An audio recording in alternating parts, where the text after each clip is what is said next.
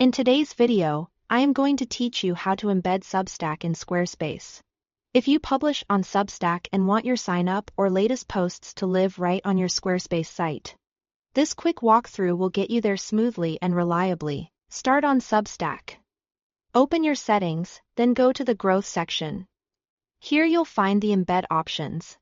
You can choose a form if you want visitors to subscribe directly on your site, or a feed if you prefer to showcase your most recent posts. Think about your goal. The form is great for growing your list, while the feed is perfect for highlighting fresh content. Once you've picked the one you want, use the provided control to copy the HTML code. That snippet includes everything needed for the display. So don't worry about editing it yet, just copy it exactly as Substack gives it to you. Now switch to Squarespace. Open the page and the exact section where you want the Substack content to appear. Add a code block, not a text or markdown block, because we're pasting real HTML. Click inside the code block and paste the Substack code you just copied. You can drag the block to position it precisely, whether it's in a single column, a split layout, or a footer area.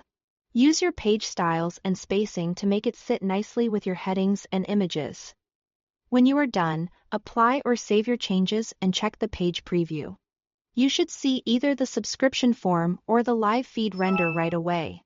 Before you finish, make sure the embed is responsive, so it looks great on phones and tablets.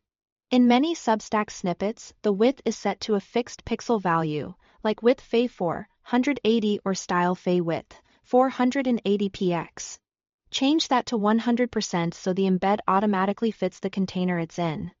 For example, replace width Fay 480 with width Fay 100%.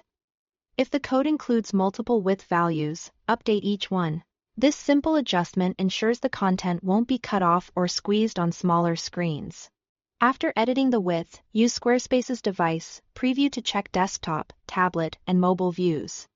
If the layout looks tight, consider adjusting the surrounding section padding or the column width so the embed has a little breathing room. Then save your page. And that's it. You copied the Substack embed code from Growth, pasted it into a Squarespace code block, and updated the width to 100% for a clean, responsive result. If you later want to switch between a form and a feed, just repeat the same process with the other embed.